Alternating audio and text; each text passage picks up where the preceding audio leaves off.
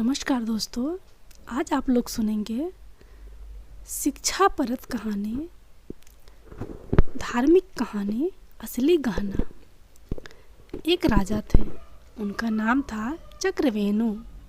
वह बड़े ही धर्मात्मा थे। राजा जनता से जो भी कर लेते थे सब जनहित में ही खर्च करते थे। उस धन से अपना कोई कार्य नहीं करते थे।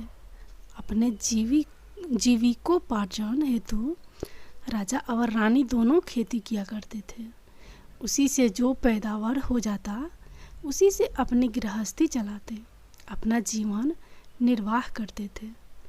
राजा रानी होकर भी साधारण से वस्त्र और साधारण सात्विक भोजन करते थे। एक दिन नगर में कोई उत्सव था तो राज्य की तमाम महिलाएं बहुत अच्छे अच्छे वस्त्र और बेशक कीमती गहने धारण किए हुए आई, और जब रानी को साधारण वस्त्रों में देखा तो कहने लगी कि आप तो हमारी मालकिन हो, और इतने साधारण वस्त्रों में बिना गहनों के, जबकि आपको तो हम लोगों से अच्छे वस्त्रों और गहनों में होना चाहिए। यह बात रानी के कोमल हृदय को छू गई, और रात में जब राजा रानीवास में आए तो रानी ने सारी बात बताते हुए कहा कि आज तो हमारी बहुत फजीहत बेइज्जती हुई। सारी बातें सुनने के बाद राजा ने कहा, क्या करूं, मैं खेती करता हूं, जितना कमाई होती है घर गृहस्थी में ही खर्च हो जाता है।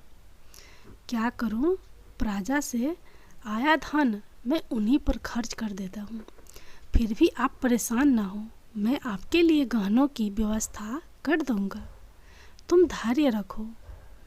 दूसरे दिन राजा ने अपने एक आदमी को बुलाया और कहा कि तुम लंकापति रावण के पास जाओ और कहो कि राजा चक्रवेणु ने आपसे कर मांगा है और उससे सोना ले आओ।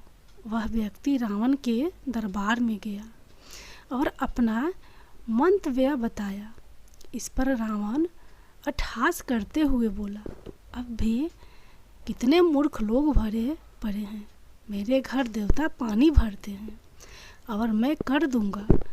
उस व्यक्ति ने कहा कि कर तो आपको अब देना ही पड़ेगा, अगर स्वयं दे दो तो ठीक है। इस पर रावण क्रोधित होकर बोला कि ऐसा कहने की तेरी हिम्मत कैसे हुई, जा चला जा यहाँ से। रात में रावण रानी मंदोदरी से मिला तो यह कहानी बताई। मंदोदरी पूर्ण रूपेण एक पतिव्रता स्त्री थी। यह सुनकर उनको चिंता हुई और पूछे कि फिर आपने कर दिया या नहीं। तो रावण ने कहा, तुम पागल हो, मैं रावण हूँ, क्या तुम मेरी महिमा को जानती नहीं? क्या रावण कर देगा? इस पर मंदोदरी ने कहा कि महाराज आप कर दे दो, वरना इसका परिणाम अच्छा नहीं होगा। मंदोदरी राजा चक्रवेणु के प्रभाव को जानती थी, क्योंकि वह एक पतिव्रता स्त्री थी। रावण नहीं माना। जब सुबह उठकर रावण जाने लगा तो मंदोदरी ने कहा कि महाराज आप थोड़ी देर ठहरो, मैं आपको एक तमाशा दिखाती हूँ। रावण ठहर गया।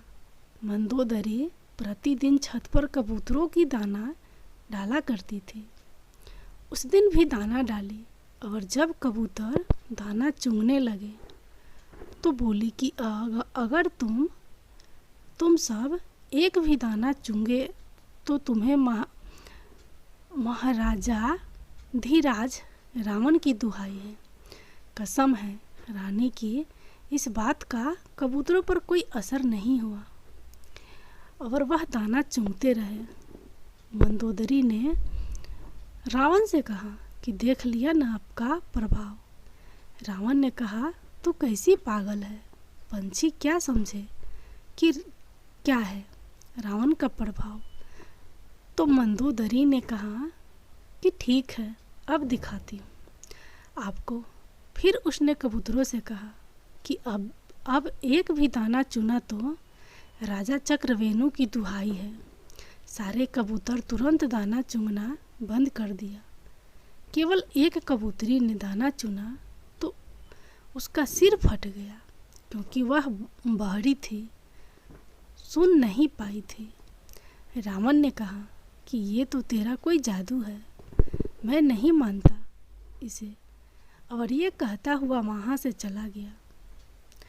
रावण दरबार में जाकर गद्दी पर बैठ गया। तभी राजा चक्रवेणु का वही व्यक्ति पुनः दरबार में आकर पूछा कि आपने मेरी बात पर रात में विचार किया या नहीं? आपको कर रूप में सोना देना पड़ेगा। रावण हंसकर बोला कि कैसे आदमी हो तुम? देवता हमारे यहाँ पानी भरते हैं और हम कर देंगे। तब उस व्यक्ति ने कहा कि ठीक है, आप हमारे साथ थोड़ी देर के लिए समुद्र के किनारे चलिए। रावण किसी से डरता ही नहीं था, सो कहाँ चलो, और उसके साथ चला गया। उसने समुद्र के किनारे पहुंचकर लंका की आकृति बना दी, और जैसे 4 दरवाजे लंका में थे वैसे दरवाजे बना दिए, और रावण से पूछा कि लंका ऐसा ही है ना? तो रावण ने कहा, हाँ ऐसी ही है। तो तुम तो बड़े कारीगर हो। वह आदमी बोला कि अब आप ध्यान से देखें, महाराज चक्रवेणु की दुहाई है। ऐसा कहकर उसने अपना हाथ मारा और एक दरवाजे को गिरा दिया। इधर बालू से बने लंका का एक एक हिस्सा बिखरा, उधर असली लंका का भी वही हिस्सा बिखर गया। अब वह आदमी बोला कि कर देते हो या नहीं? नहीं तो मैं अभी हाथ मारकर सारी लंका बिखेरता हूँ। रावण डर गया और बोला, हल्ला मत कर, तेरे को जितना सोना चाहिए चुपचाप लेकर चला जा। रावण उस व्यक्ति को ले जाकर कर के रूप में बहुत सारा सोना दे दिया। रावण से कर लेकर वह आदमी राजा चक्रवेणु के पास पहुंचा और उनके सामने सारा सोना रख दिया। चक्रवेणु ने वह सोना रानी के सामने रख दिया कि जितना चाहिए उतने गहने बनवा लो। रानी ने पूछा कि इतना सोना कहाँ से लाए? राजा चक्रवेणु ने कहा कि यह रावण के यहाँ से कर रूप में मिला है। रानी को बड़ा भारी आश्चर्य हुआ कि रावण ने कर कैसे दे दिया। रानी ने कर लाने वाले आदमी को बुलाया और पूछा कि कर कैसे लाए हो? उस व्यक्ति ने सारी कथा सुना दी। कथा सुनकर रानी चकरा गई और बोली कि मेरे असली गहना तो मेरे पति देव जी हैं, दूसरा गहना मुझे नहीं चाहिए। गहनों की शोभा पति के कारण ही है, पति के बिना गहनों की क्या शोभा? जिनका इतना प्रभाव है कि रावण भी भयभीत होता है, उनसे बढ़कर गहना मेरे लिए और हो ही नहीं सकता। रानी ने उस आदमी से कहा कि जाओ, यह सब सोना रावण को लौटा दो और कहो कि महाराज चक्रवेणु तुम्हारा कर स्वीकार नहीं करते। मनुष्य को देखी न पाप न पुण्य करना चाहिए और सात्विक रूप से सत्यता की शास्त्रोक्त विधि से कमाई हुई दौलत से ही संतोष करना चाहिए। दूसरे को देखकर मन को बढ़ावा या पश्चाताप नहीं करना चाहिए। धर्म में बहुत बड़ी शक्ति आज भी है, करके देखिए, निश्चित शांति मिलेगी। आवश्यकताओं को कम कर दीजिए, जो आवश्यकता है उतना ही खर्च करिए, शेष परोपकार में लगाइए। भगवान तो हमारे इन्हीं कार्यों की प्रतीक्षा में बैठे हुए हैं, मुक्ति का द्वार खोले।